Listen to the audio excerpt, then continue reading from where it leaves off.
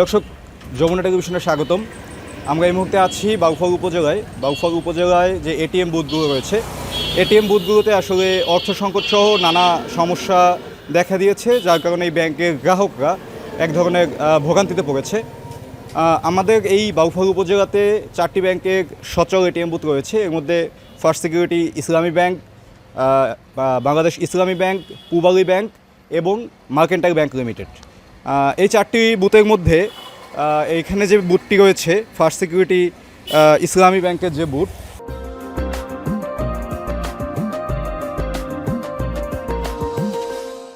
এই বুথটিতে গত 7 থেকে 8 দিন ধরে কোনো ধরনের লেনদেন করা সম্ভব হচ্ছে না এবং বুথের সামনে ব্যাংক কর্তৃপক্ষ লিখে রেখেছেন।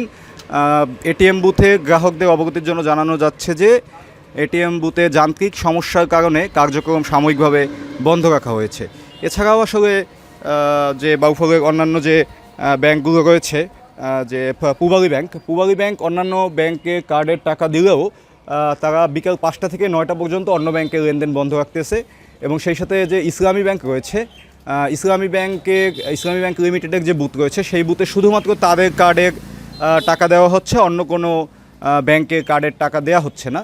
এবং মার্কেন্টাইল ব্যাংকের যে এটিএম বুথটি রয়েছে, সেই বুথটিতেও আসলে একটি সমস্যা রয়েছে। তারা অন্য ব্যাংকের টাকা দিলেও সেক্ষেত্রে অন্য ব্যাংকের ক্ষেত্রে একবারে 5,000 টাকার বেশি তোলা যাচ্ছে না তাদের বুথ থেকে, এবং তাদের নিজেদের কার্ড থেকে 20,000 টাকার বেশি তোলা যাচ্ছে না।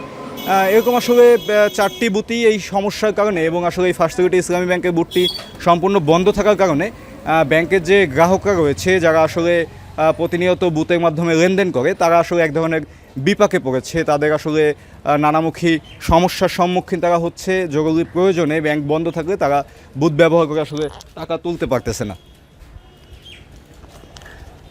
এখানে আমরা কথা বলেছিলাম যে ফার্স্ট সিকিউরিটি ইসলামী ব্যাংকের এখানে যে সিকিউরিটির দায়িত্বে যিনি আছেন, তার সাথে তিনি আমাদেরকে জানিয়েছেন যে গত 7 থেকে 8 দিন ধরে আসলে এই বুথের সকল ধরনের কার্যক্রম বন্ধ রয়েছে। এর আগে আন্দোলনের পর থেকে তাদের নিজস্ব যে কার্ড রয়েছে, সেই কার্ডের টাকা দিলেও অন্য ব্যাংকের কার্ডের টাকা বন্ধ রেখেছিল। একই অবস্থা আসলে ইসলামী ব্যাংকে, তারা অন্য ব্যাংকের টাকা দিচ্ছে না। এবং ব্যাংক কর্তৃপক্ষের সাথে আমরা যোগাযোগের চেষ্টা করেছি, তাদের আসলে এই বিষয়ে কোনো মন্তব্য নেই।